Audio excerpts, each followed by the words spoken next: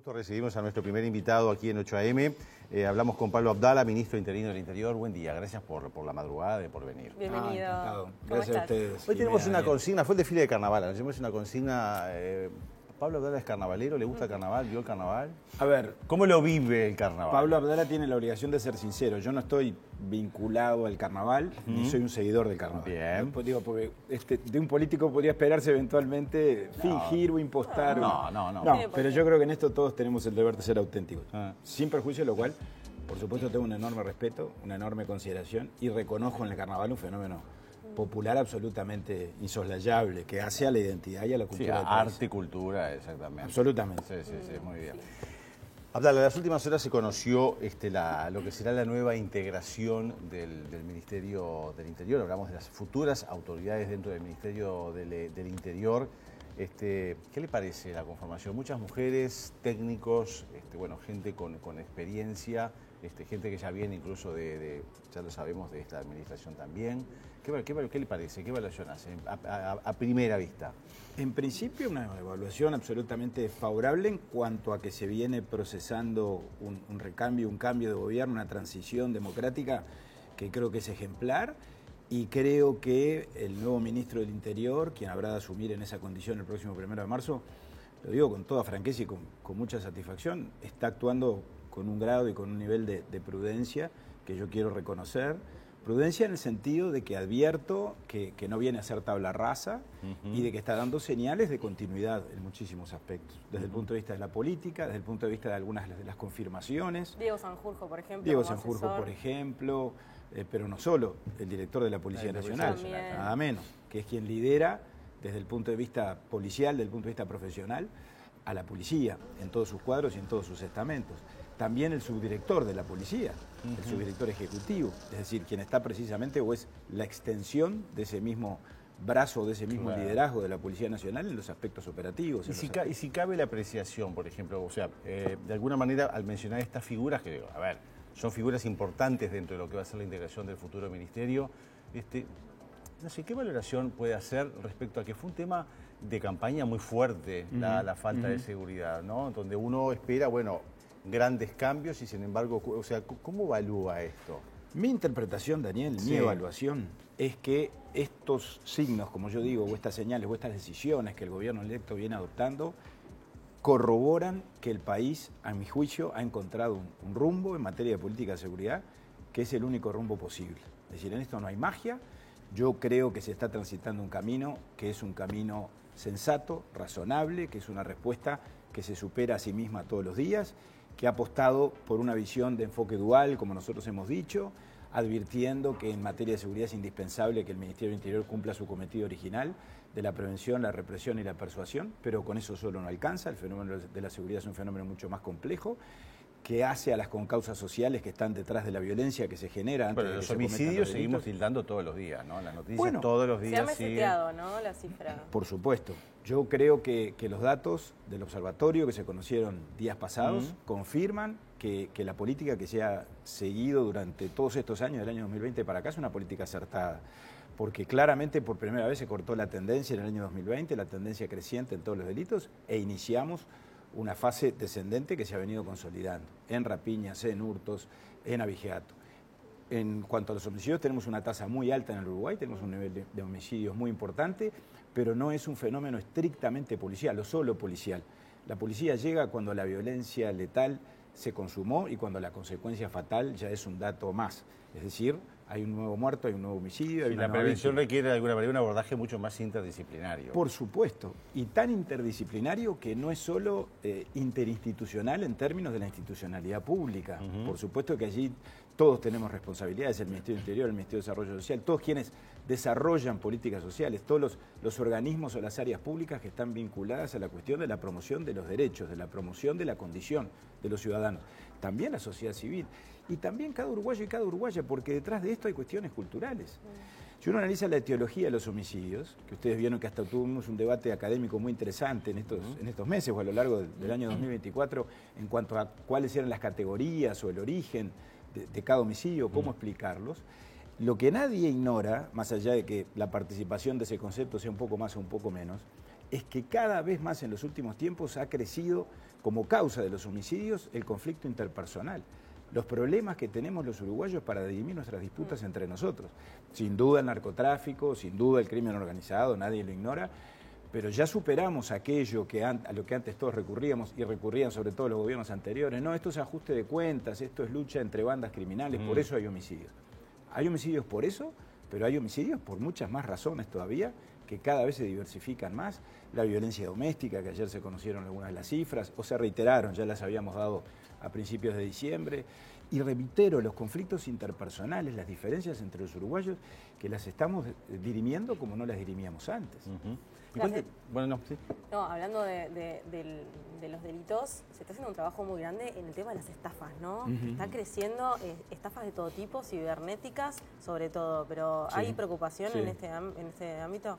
Creo que tenemos un problema, que sin duda es una forma de criminalidad, no voy a decir nueva, pero sí creciente en los últimos tiempos. Todos los días escuchamos de todo tipo de estafas. Permanentemente. Ahí hay un tema también que tiene que ver con la cultura, que tiene que ver con la información, que tiene que ver con prevenir a la población, y creo que todos tenemos que ayudar en ese sentido.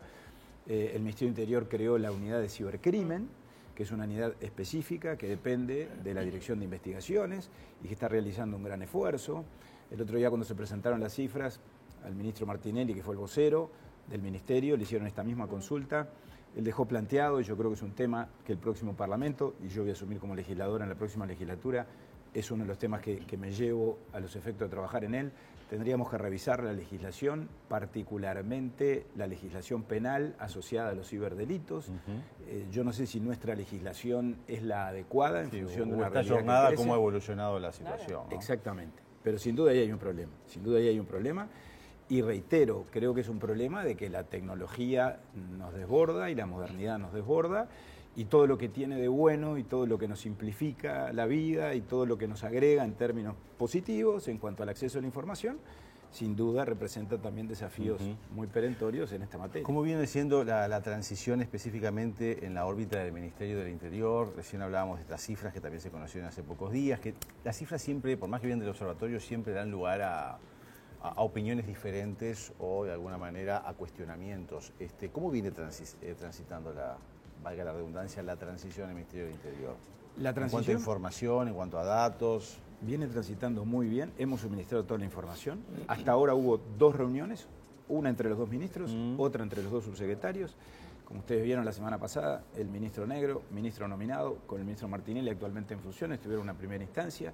Yo tuve la mía con Gabriela Valverde, que va a ser la futura subsecretaria, esta misma semana. Fue una reunión muy positiva, ambas fueron muy positivas, muy cordiales. Yo eso lo destaco como un aspecto favorable. Vamos a tener ahora una serie de Ya están reuniones. de alguna manera definidas, ahora que se integró todo el futuro equipo, ya están definidas las futuras reuniones. Nosotros estamos a las órdenes, Bien. esperando que los nuevos jerarcas nos pidan esas instancias, pero informalmente u oficiosamente ya hemos acordado que en las distintas reparticiones, el Ministerio del Interior es un ministerio muy grande que tiene decenas de unidades especializadas, de direcciones nacionales, que tiene capítulos como el sistema penitenciario, el área de investigaciones, todo lo que hace a la Policía Ejecutiva propiamente dicha, la Guardia Republicana. Sin duda es uno de los incisos más grandes de la administración. Estamos hablando de 33.000 vínculos laborales. El tema de las cifras que tú lo planteabas, el propio ministro Negro, me remito a sus declaraciones de la semana pasada, dijo que las cifras del observatorio eran confiables. Bien. Y lo son, y yo creo que no hay mayor margen para la discusión, porque en el Uruguay medimos los delitos de la misma manera desde tiempos inmemoriales. Y cuando refiere a que debería haber una gama más amplia de delitos y no los 4 o 5 que se hacen referencia, ¿a qué se estaría hablando? Porque lo que nosotros entendíamos, y no lo entendíamos nosotros, esto parte de estudios académicos que el Ministerio del Interior encargó. Y miren qué casualidad, estudios que esta administración le encargó a uno de los técnicos que ayer fueron presentados como parte del nuevo equipo del ministro Negro. Estoy hablando de Emiliano Rogido. Lo que se refiere a lo que yo dije antes, a la etiología de los homicidios, a cuál fue la causa o el origen de la violencia.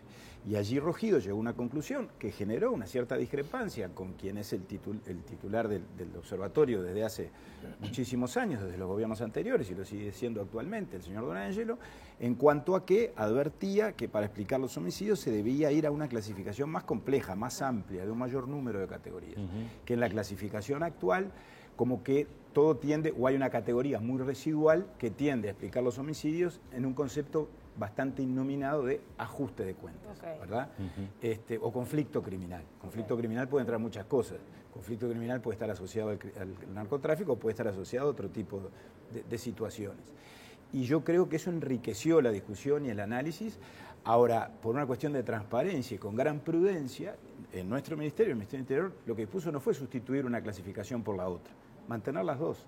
Porque creo que eso permite que después el intérprete, el que analiza los datos, el que estudia y colabora o contribuye o aporta en la definición de las políticas públicas, va a tener una información mucho más rica y más diversa. ¿Se termina este periodo con un gran debe que se sigue arrastrando de hace tiempo en lo que tiene que ver con la situación carcelaria? Sí, sin perjuicio de que se ha hecho un avance, o ha habido avances muy importantes. ¿Qué es lo que nos ha pasado? Y parece paradójico.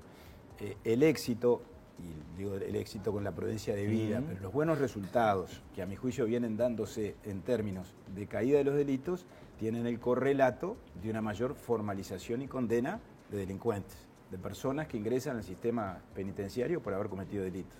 Hay 5.000 personas privadas de libertad más ahora, en el 2025, de las que teníamos en el 2020 cuando empezó. Eso puede ser bueno o malo según quien lo mire. Por supuesto, eso genera desafíos en el sistema penitenciario. Generó problemas de hacinamiento que estamos en vías de superar porque se construyeron 1.900 plazas durante estos años y están en construcción, que la nueva administración va a poder en un lapso de un año, pongámosle, ya tener la realidad cambiada en razón de que están en construcción más de 4.000 plazas nuevas a través de 3 unidades nuevas que se están construyendo en el Penal de Libertad o en el mismo predio del Penal de Libertad y una unidad nueva que es la nueva unidad femenina que se está construyendo en Punta de Rieles.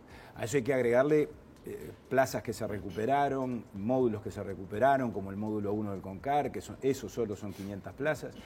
Pero en el tema penitenciario el problema no es solo locativo. Allí hay un desafío que es construir capacidades para que las personas privadas de libertad... Para la reinserción posterior. Exacto, ¿no? Cuando egresan se puedan reinsertar. Bueno, Ana Juancho va a ser la nueva titular del Instituto Nacional de Rehabilitación, especializada en derechos humanos. Hay que darle ese enfoque también. No tengo duda que sí, y lo venimos dando. Tanto lo venimos dando que, marco algunos antecedentes, en esta administración el MIDES ingresó al CONCAR, que es una novedad. En esta administración avanzamos en cuanto a la aproximación de las personas privadas de libertad a las opciones y a las alternativas de formación y de educación, por un convenio con la UTU que implicó que la UTU se instalara en el CONCAR y empezara a impartir los más diversos oficios y enseñanzas técnicas, a través de un convenio que firmamos con el decano Rodrigo Arim, con la Universidad de la República, que creamos el circuito universitario. En 5 unidades penitenciarias se imparten todas las carreras a opción de las personas privadas de libertad que imparte la Universidad de la República, a partir de los planes y la política que la DINAL y la Dirección Nacional del Liberado, que fue reubicada institucionalmente en esta administración, viene desarrollando en el Ministerio de Desarrollo Social, a través de distintos planes, como el plan de asistencia de las personas que egresan, ese acompañamiento inicial de 6 meses, que a través del PIA, de este plan de inclusión asistida, se viene cumpliendo y que ya hay datos muy favorables en cuanto a que, porque está en una etapa o en una fase piloto, los 500, 400 o 500 personas privadas de libertad que están en ese programa parecen ya indicar, o con relación a ellos parece constatarse que los niveles de reincidencia bajaron.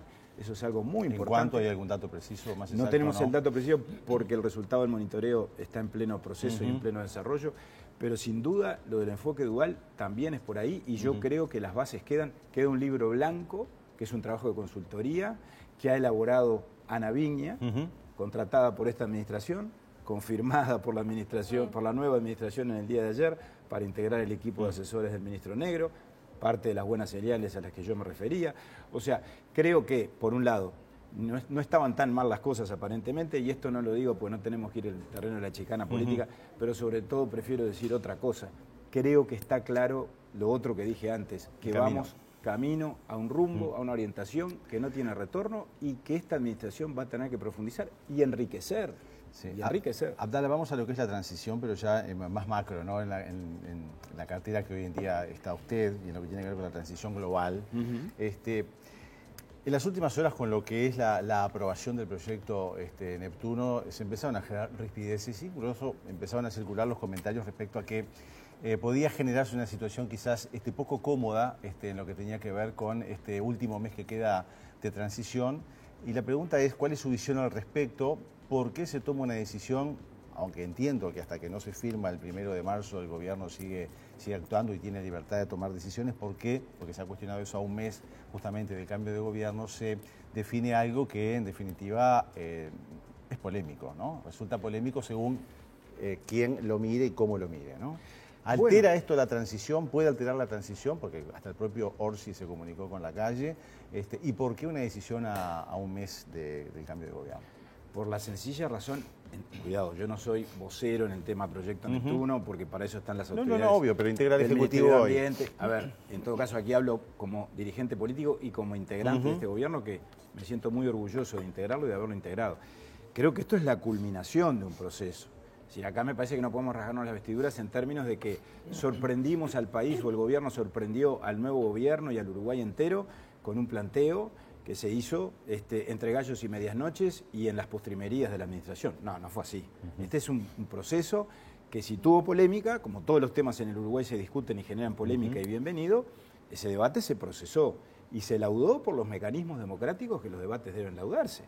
En este caso, a través de los procedimientos democráticos. Hay un gobierno que tiene la responsabilidad de gobernar en un tema tan delicado como lo que hace referencia a la crisis hídrica que vivimos, que todos sabemos cuáles fueron los polvos que generaron lodos, porque ahora se nos critica porque se tomaron decisiones, pero cuando debieron tomarse decisiones que no se tomaron, eso fue lo que ambientó, y lo han dicho voceros principalísimos del propio Frente Amplio, empezando por el expresidente Mujica, eso generó las consecuencias que el país padeció. Sí, algún día iba a estallar la bomba. Bueno, el gobierno encontró esta salida como parte de la salida y la procesó. Esta decisión final que ha tomado es la última decisión de un largo proceso administrativo o procedimiento que yo no conozco. Que cae ahora cuando tuvo que caer. Y que además, por lo que advertí, repito, esto hay que hablarlo con las autoridades de OCE, con las autoridades con el ministro de Ambiente, creo que además hasta se tomó, por lo que advertí, repito, esto a beneficio de inventario, el recaudo de dejar una puerta abierta o una válvula de escape para que si el nuevo gobierno quiere introducir modificaciones o las objeciones que claramente ha planteado o que creo que ha planteado, observaciones, quiere ponerlas de nuevo sobre se habla de, más que nada, el tema económico, el tema del POL de la laguna, para generar el depósito y también lo que tiene que ver con lo medioambiental, las tuberías que tienen que pasar, críticas de la futura ministra de Industria, también del futuro ministro de Ambiente, ¿no? Por ahí creo que esa trilogía va los reclamos. Repito, por lo que me dicen, la oportunidad o la instancia de que el nuevo gobierno no quede atado de pies y manos y pueda replantear esas observaciones está, así se dijo, y nadie lo ha desmentido ni desconocido. Entiendo que esto no va a afectar la transición, no debería afectarla, y creo que en esto todos tenemos que asumir nuestras responsabilidades, y el nuevo gobierno, cada día que pasa y que nos aproxima el 1 de marzo, dejar de actuar o sus voceros en clave de oposición, y cada día que pasa actuar más en clave de nuevo gobierno o de gobierno y asumir las responsabilidades inherentes a esa condición. Y el nuevo gobierno dentro del Partido Nacional, hay una puja. Otra transición ahí. Una puja para el directorio del partido, Javier García y Álvaro Delgado, ¿son nombrados como los posibles candidatos o hay más nombres? Bueno, yo quiero agregarle esa lista porque es un dato objetivo, también, ¿no? El nombre de Beatriz Argimón, que es una compañera muy cercana, tan cercana que conformamos el mismo grupo en el departamento de Montevideo, los dos con otros compañeros fundamos la lista 5, por la cual yo voy a entrar al Parlamento el próximo periodo.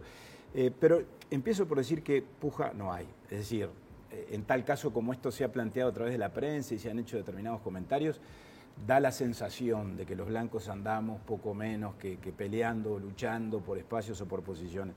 Lo que hay es un proceso que va a culminar, como han culminado todos estos procesos históricamente, cuando hemos ganado y cuando hemos perdido elecciones, es decir, con acuerdos fraternos, decidiendo lo que es mejor para el partido entre todos, y estoy seguro que el nuevo directorio va a tener el respaldo de la convención entera, o de la abrumadora mayoría, y de todos los sectores. Veremos cuál es la decisión final.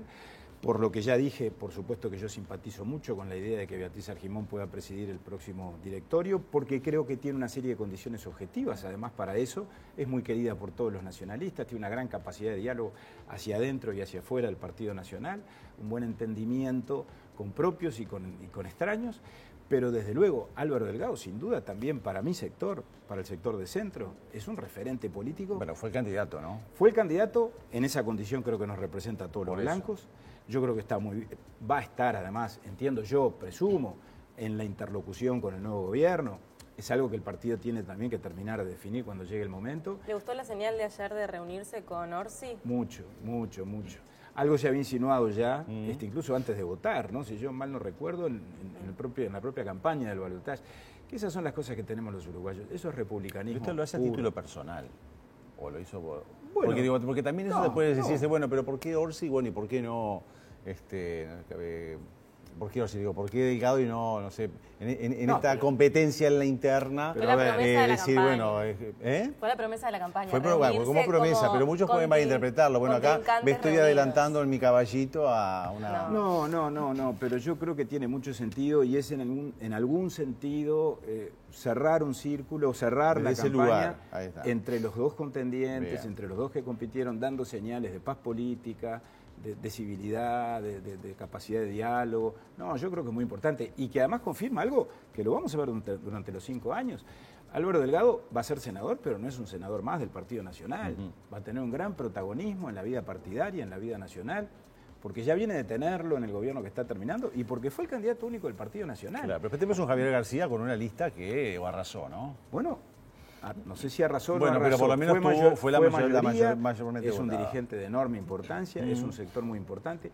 Como importantes son todos los sectores en términos relativos y todos los compañeros, porque si el partido ha tenido vigencia y ha tenido además fortaleza durante todo este tiempo, y diría en los últimos 25 años, después del momento tan crítico de la campaña del 99, ustedes recordarán, donde estuvimos prácticamente al borde de una fractura, bueno, si hemos tenido fortaleza, entre otras cosas, ha sido porque hemos sido capaces de construir una unidad que es esencial, donde todos nos miramos y nos reconocemos como compañeros.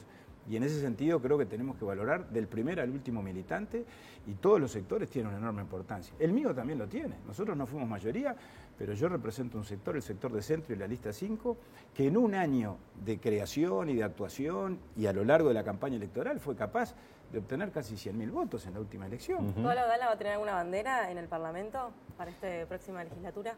Y nosotros vamos, el marco conceptual o referencial nuestro, Jimena, es el discurso de la explanada de Wilson en 1984. La gobernabilidad, bien entendida. Es decir, ayudar al gobierno para ayudar al país. Votarle al gobierno todo en lo que coincidamos, que eso es obvio, no es decir mucho, pero al mismo tiempo votar o estar dispuesto a votar instrumentos que para el gobierno sean necesarios para poder gobernar, porque el gobierno tiene el derecho, pero tiene la obligación de hacer lo que prometió y de cumplir sus promesas. Y eso se lo vamos a facilitar al gobierno, pero lo vamos a controlar. Decía Wilson también, al país todo, al gobierno lo que merezca. Nosotros, por nuestra condición de opositores, tenemos el deber de controlar, de exigir, de reclamar, de poner freno cuando advertimos que se desborda la legalidad, y eso lo vamos a hacer. Hablando de controlar, digo, quedan de definir la participación del gobierno actual, que va a ser oposición, justamente su participación en organismos de contralor, empresas públicas, etcétera. ¿Cuándo va a estar definido de alguna manera el directorio a los efectos de, porque se puso como un plazo creo que el 15 de febrero, para poder de alguna manera empezar a cumplir con ese rol de control? O sea, ¿cuándo se define el nuevo directorio y cuándo se va a empezar a definir en consecuencia de eso quiénes van a ser los posibles nombres para participar desde ese otro lugar? A ver, para convocar a la convención que tiene que elegir el directorio, no hay en la Carta Orgánica una fecha precisa ni prevista con anticipación, o sea que es una decisión que tenemos que tomar entre todos. ¿Pero condiciona esta elección en los organismos de Contralor? No necesariamente. No necesariamente porque el actual directorio tiene toda la legitimidad. O sea que el actual directorio puede de alguna manera sugerir nombres y empezar a habilitar la negociación con el gobierno entrante. Y el directorio y los sectores pueden definir que Álvaro Delgado, como se ha dicho, o una representación XX sea la que converse con el nuevo gobierno. Yo creo, porque se está discutiendo también o analizando si conviene cambiar el directorio antes de la elección de mayo o después. Yo en principio, y será lo que se resuelva y lo que se acuerde entre todos, tengo más bien la visión de que debiéramos esperar la elección de mayo, porque en la elección de mayo es muy importante, el proceso electoral no ha concluido, y el gobierno no es solo la presidencia de la República, porque estamos en democracia. El gobierno es también el Parlamento. El gobierno es lo que tú decías, Daniel, es la coparticipación en las empresas públicas, en los entes autónomos. Pero no solo por tener parcelas de poder, porque allí se ejerce función de gobierno y allí se colabora. Eso es democracia, así se ejerce. Por supuesto, y es la coparticipación. Ahora, el gobierno son los gobiernos departamentales y el Partido Nacional tiene el deber de luchar por retener las 15 intendencias que hoy tiene y tiene que dar una batalla en Montevideo, que yo he estado con Martín Lema en las últimas horas reunido y nosotros apostamos mucho al proyecto de Martín, creemos que es un excelente candidato y creemos que hay una oportunidad bien interesante en el departamento de Montevideo. Por algunos datos que hemos visto en los últimos días, en los últimos tiempos. De la baja de aprobación. Baja de aprobación, de la gestión, insatisfacción con los resultados.